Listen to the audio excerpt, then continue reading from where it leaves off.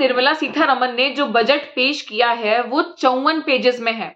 लेकिन इस पूरे बजट में एक बात जो बार-बार उखड़-उखड़ कर आ रही है, जिसके बारे में सब बात कर रहे हैं, वो है कि जो 5 लाख इनकम थी जिस पर टैक्स लगता था, उसे बढ़ाकर सरकार ने 7 लाख कर दिया है, जो न्यू रेजीम है। हालाँकि सरकार ने कहा है कि जो लोग चाहें वो ओल्ड रेजीम में भी चल सकते हैं और बाकी लोग न्यू रेजीम में भी आ सकते हैं। लेकिन सीधी-सी बात है कि जब इन्होंने ये स्लैब यहाँ पर बढ़ाया तो ज़्यादातर लोग न्यू रेजीम में आ जाएँगे। स्लैब बढ़ाने से मतलब ये है कि ऐसा नहीं है कि स्लैब रेट 7 लाख पर आया है, क्योंकि स्लैब तो कभी 5 लाख पर भी नहीं था। पहले जो स्लैब था वो था 0 से लेके 2.5 लाख तक। उस स्लैब को सरकार ने 3 लाख कर दिया है। यानी कि अगर आपको सरल भाषा में मैं न्यू रेजीम समझाऊं तो बेसिकली अब अगर आपकी इनकम 0 से 3 लाख है तो आपको टैक्स 0 पर देना है, निल।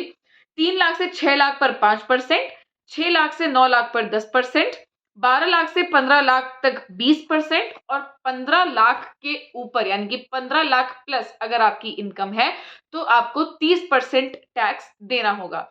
और ये जो 15 लाख वाली चीज है, जो 15 लाख प्लस वाली चीज है, ये ओल्ड रेजीम में भी सेम है, न्यू रेजीम में भी सेम है।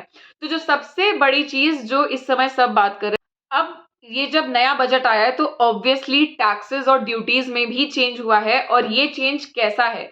ये चेंज ऐसा है कि इसने कुछ चीजों को और महंगा कर दिया और कुछ चीजों को और सस्ता कर दिया। तो पहले जानते हैं कि महंगी क्या क्या चीजें हुई हैं। ये जो आइटम्स हैं जो महंगे हुए हैं, वो पहला आइटम हो गया cigarette, kitchen chimneys, imported bicycles या फिर टॉयज, इसी के साथ साथ इलेक्ट्रिक व्हीकल्स और इसी के साथ साथ कंपाउंड रबर, ये सब चीजें और ज्यादा महंगी हो गई हैं। और अब बात करते हैं उन आइटम्स की जो और सस्ते हो गए हैं। तो वो items basically domestically made TV sets और उसी के साथ साथ फिश ऑयल, एक्वेटिक ब्रीड, ये सब जो चीजें हैं ये सस्ती हो गई हैं। इसी के साथ साथ मशीनरी की जो मैन्युफैक्चरिंग यूनिट्स होती हैं वो भी सस्ती हुई हैं। अब अगर जाने कि इस नए बजट के साथ क्या-क्या नई चीजें आई हैं, तो उनमें पहली बात ये है कि इस बजट से उम्मीदें हैं कि अगर ये जो है जिस हिसाब से पेश किया गया, इसमें जो-जो चीजें हैं, उससे इंडिया की जो ग्रोथ है वो 7% तक और बढ़ जाएगी। इसके साथ-साथ रेलवेज को बहुत भारी बजट मिला है, 2.40 लाख करोड़ का बजट रेलवेज को अकेले मिला है। इसी के साथ-साथ अगर हम बात करें तो ये टॉप इंस्टीट्यूट्स में, टॉप एजुकेशनल इंस्टीट्यूट्स में 3 सेंटर्स खोलने वाले हैं आर्टिफिशियल इंटेलिजेंस के लिए। ये भी इनका अच्छा कदम माना जा रहा है।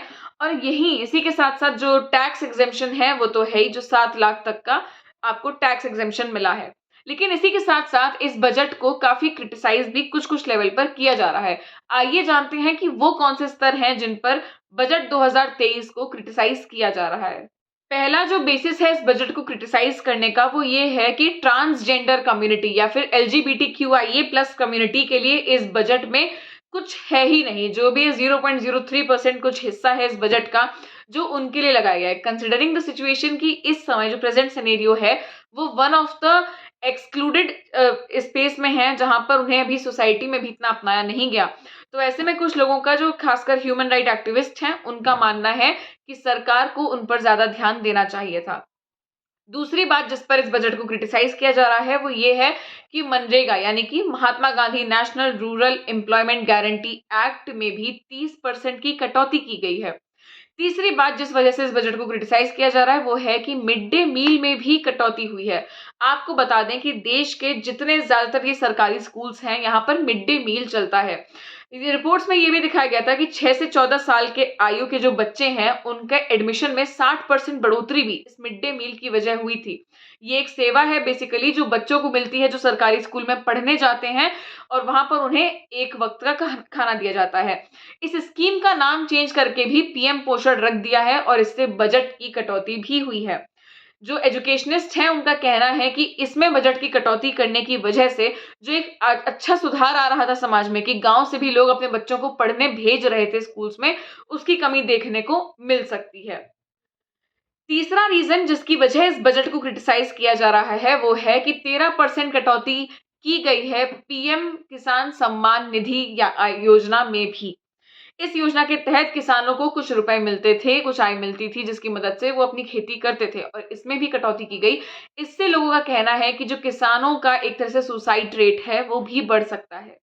तो बेसिकली 54 पेजेस का जो ये बजट है, ये हमने आपको 5 मिनट में बताने की कोशिश की कि इस बजट में आपके लिए क्या है, ये आपको कैसे अफेक्ट करेगा, ये सोसाइटीज़ की और जो अलग-अलग सेक्टर्स हैं, उन्हें कैसे अफेक्ट करेगा और 2024 के लोकसभा चुनावों को ये कैसे अफेक्ट करेगा, ये आप हमें कमेंट सेक्शन में ज़रूर बताइएगा। साथ ही साथ हमें ये बताइएगा कि इस बजट में आपको क्या अच्छा लगा और क्या खराब लगा। तब तक make sure you like, comment and share this video. हम बहुत जल्द वापस आएंगे एक और इंटरेस्टिंग वीडियो के साथ।